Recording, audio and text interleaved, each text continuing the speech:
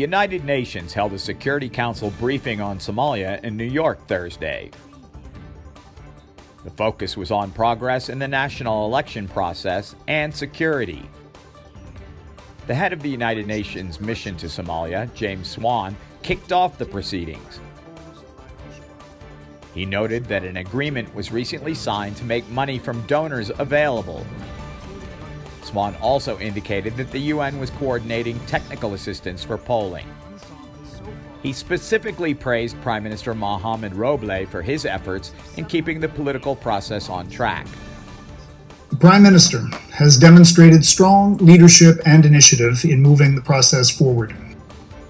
Swan did raise some concerns.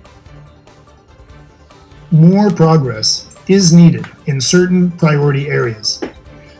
This includes more intensive and detailed preparations for electoral security and clarity on plans to secure the quota for women. I am particularly concerned that unless strong measures are put in place now, the women's quota might not be achieved. There is also a need for greater inclusion of youth and historically marginalized communities in the electoral process. The United Nations invited a civil society representative to provide her views on the electoral process. The assessment was critical of the lack of specifics in achieving fair gender representation. The agreement provided no details on how this commitment will be implemented. It provided women leaders and candidates no guarantee of their representation and participation in the election and in the 11th Parliament. We remain deeply concerned over the uncertainty while continuing advocacy campaign for a clear mechanism to deliver 30% quota. African Union mission leader Francisco Madera also weighed in from his organization's perspective. The African Union is encouraged by the efforts that have gone into their preparation. This includes the work of the Federal Election Implementation Team, FATE, working in close cooperation with the Office of the Prime Minister. We have also seen progress with the Federal Member States Ministerial Committee on the Garbahare reconciliation, and equally welcome the appointment of goodwill ambassadors to promote the women's 30% quota. Madera appealed to the UN for funding. Let me conclude on another positive note and welcome the series of important measures we have witnessed being taken by Kenya and Somalia since June.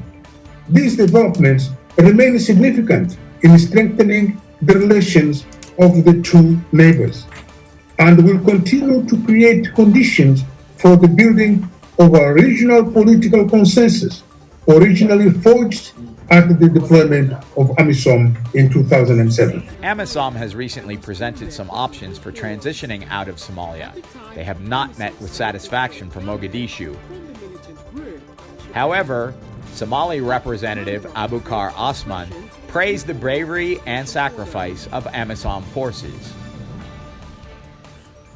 Our security sector reform is also undergoing continuous progress. Our comprehensive security sector reform continued to gain momentum. Having streamlined and standardized the Somali National Armed Forces, we continue to generate and integrate forces, enabling our brave young men and women to continue defeating the terrorist groups and liberate more areas.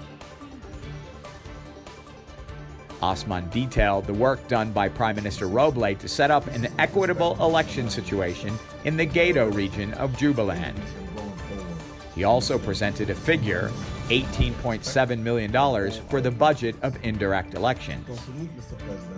The federal government of Somalia is on an upward trajectory and has made significant strides in the number of critical areas, including the extraordinary challenges, but still extraordinary challenges remain in Somalia, and we continue to strive to critical junctions and defeating of Al-Shabaab and rebuilding and state building and federalization, as well as the democratization.